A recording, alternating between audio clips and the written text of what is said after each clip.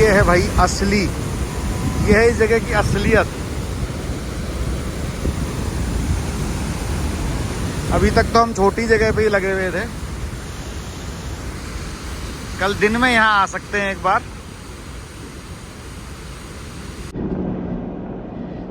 चलो भाइयों, good morning, good afternoon, good evening, depending on कि कब ये वीडियो अपलोड हो रहा है और कहाँ हो रहा है। पर द न्यूज़ इज़ कि हम लोग मैरीलैंड से, मैरीलैंड ही है ना सर, हम लोग मैरीलैंड से निकल पड़े हैं नियाग्रा फॉल्स के लिए। मैरीलैंड कोलंबिया डिस्ट्रिक्ट के बगल में एक, नहीं हाँ, डिस्ट्रिक्ट ऑफ कोलंबिया के बगल में, around half an hour from white house. और हम यहाँ से निकले हैं, टोटल 6.5 घंटे की हमारी ड्राइव है। तो आपको आओ टेक्निकली वॉशिंगटन से नियाग्रा कैसे जाना है वो दिखाते हैं, घुमाते हैं और यूएस यात्रा को आगे बढ़ाते हैं।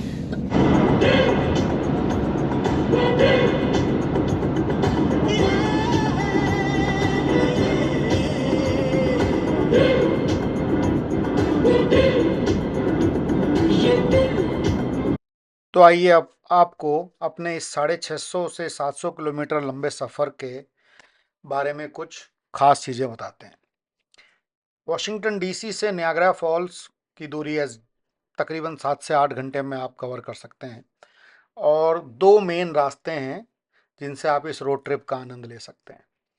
पहला है I-270 और I-70, इन दो रूट्स के थ्रू, और जो दूसरा है वो I-95 के थ्रू है। ये अमेरिका हाईवे के नंबरिंग सिस्टम है, तो जो नॉन अमेरिकी हैं उनके लिए शायद ये थोड़ा एलियन साउंड कर सकते हैं। जो पहला रास्ता है I-270 एंड I-70, वो डीसी से निकल के सबसे पहले फ्रेडरिक, देन मैरीलैंड और उसके बाद में पेंसिल्वेनिया से लेते हुए नियाग्रा फॉल्स की तरफ लेके जाता है। और जो I-95 रास्ता है, ये मेन हाईवे है। ये रूट थोड़ा सा लंबा है, बिजी भी रहता है, लेकिन road probably one of the best roads में से एक है। और इस रास्ते में आपको फिलाडेल्फिया, बाल्टीमोर और हैरिसबर्ग जैसी बड़ी सिटीज़ आते हैं। अधिकतर लोग, क्योंकि इस रोड ट्रिप को नेचर और इसकी ब्यूटी के एंजॉय करने के लिए कर रहे होते हैं, तो ज़्यादातर लोग I-270 और I-70 वाला जो रूट है वो चुनते हैं। इसमें पड़ने वाली कुछ फेमस जगहों के बारे में मैं अभी आपको बता चुका हूँ, लेकिन अगर आपके पास में टाइम है और आप इसको एक साथ नहीं कर रहे हैं तो आप रुकते रुकते फेडरिक मैरीलैंड में जा सकते हैं। यहाँ पे एक डाउनटाउन और यहाँ के बारबेक्यू स्पॉट्स बहुत फेमस हैं। गेटिसबर्ग पेंसिल्वेनिया में आप रुक सकते हैं, जहाँ पे सिविल वॉर का एक बहुत प्रसिद्ध बैटलफील्ड है जिसे आप देख सकते हैं। पिट्सबर्ग में आप थोड़ा रुकना चाहें तो यह शहर अपने ब्रिजेस और स्काईलाइंस के लिए बड़ा फेमस है। और एरे पेंसिल्वेनिया में अगर आप रुकना चाहें तो यहाँ बहुत ही सुंदर लेक एरी नाम की एक जगह है, जहाँ पे आप नेचर और वाटर स्पोर्ट्स का मज़ा ले सकते हैं।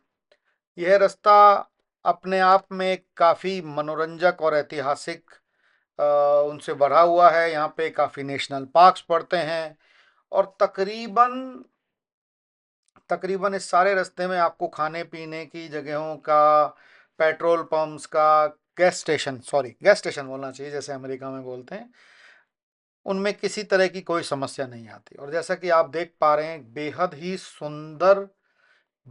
सुंदर ये रास्ता है। हम लोगों ने इसमें कई बार रास्ते में रुके, ब्रेक लिया। एक बहुत ही एक खास चीज़ की कमी हमें बहुत खली इस रास्ते में गाड़ी चलाते वक्त, वो था एक ड्रोन कैमरा। अगर हमारे पास में एक ड्रोन कैमरा होता तो शायद इस रास्ते की खूबसूरती को थोड़ा और बेहतर तरीके से आपको दिखा सकते थे। जब हमने यहाँ कुछ लोगों से बातचीत करी, थोड़ा गूगल अंकल से पूछा, तो पता लगा कि इस रास्ते को करने का मज़ा है, सबसे सुंदर ये रास्ता रहता है अक्टूबर के महीने में। तब आपको यहाँ बहुत ही ब्यूटीफुल फॉल कलर्स देखने के लिए मिलते हैं। थोड़ा बहुत हमने इसका कुछ ट्रेलर जैसा देखा कहीं कहीं पे, कुछ पता नहीं कैमरा भी आपको वो दिखा पाएगा कि नहीं दिखा पाएगा, लेकिन कहीं कहीं वो ऑरेंजी येलो कलर विजिबल होना शुरू हो गया था। पर अगर हम ये रास्ता और तकरीबन 15 या 20 दिन बाद कर रहे होते तो शायद इस रास्ते की सुंदरता का आलम कुछ और ही होता। लेकिन जो ये अभी है वो भी किसी सपने से कम नहीं था मेरे लिए। आइडली ये हमारी टू डू लिस्ट का पार्ट नहीं था। हमें एक्चुअली वॉशिंगटन डीसी से दूसरी तरफ बढ़ना था, शिकागो की तरफ। बट हमने तय किया कि नहीं, शिकागो नहीं जाएंगे और अपने प्लान को थोड़ा सा चेंज करते हैं और चलते हैं अमेरिका कनाडा बॉर्डर स्थित नायग्रा फॉल्स की तरफ। और ये तकरीबन सारा दिन ही ऑलमोस्ट हमें हो गया गाड़ी चलाते हुए, ब्रेक लेते लेते, क्योंकि हम गए थे। तो अभी जो आप देख रहे हैं ये हम ऑलमोस्ट ऑलमोस्ट नायग्रा फॉल्स के पास में पहुंच चुके हैं। कुछ इस तरह से ये पूरा पार्क एरिया है जो अभी आप देख पा रहे हैं। बतखों ने हमारा रास्ता रोक दिया था, काफ़ी इंतज़ार करने के बाद उन्होंने हमें जाने के लिए परमिशन दी और यहाँ से हम आगे बढ़ चले अपने होटल की तरफ। एक और बहुत इंटरेस्टिंग चीज़ मैं आपको यहाँ बताना चाहूँगा। सबसे ज़्यादा शायद इस नायग्रा फॉल्स को देखने के लिए हम इंडियंस ही जाते हैं। क्यों पता नहीं, लेकिन इस कारण से आपको यहाँ खाने के तमाम ऑप्शन मिलेंगे। तो अगर आप छोला भटूरा खाना चाहते हैं, आप पूरी छोले खाना चाहते हैं, आप कढ़ी चावल खाना चाहते हैं, राजमा चावल खाना चाहते हैं, तो यहाँ बढ़िया पटेल भाइयों ने, हमारे गुज्जू भाइयों ने रेस्टोरेंट्स चेन है जो अधिकतर वही ओन करते हैं और ओपन किए हुए हैं। हमने होटल लिया था बिल्कुल वॉकिंग डिस्टेंस पे फॉल से। और ये जो सामने अब आप बड़ी बिल्डिंगें देख पा रहे हैं, ये सारी बिल्डिंगें कनाडा में हैं।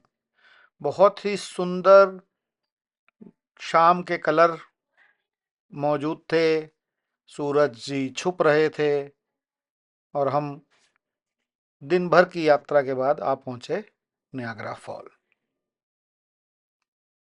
तो आइए अब आपको बताते हैं कुछ खास बातें नायग्रा फॉल्स के बारे में। ये शानदार वाटरफॉल स्थित है अमेरिका और कनाडा की सीमा पे, जहां हर साल लाखों टूरिस्ट घूमने आते हैं।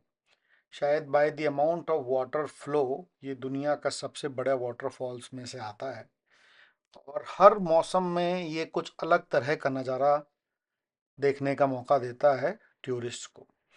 तो अगर आप नॉर्मल सीजन में आएंगे तो बेहद विशाल पानी आपको यहाँ गिरता हुआ दिखाई देगा, जिसकी आवाज़ काफ़ी दूर तक सुनाई देती है। तीन इस वाटरफॉल के हिस्से हैं: horseshoe waterfall, America fall and bridal veil fall.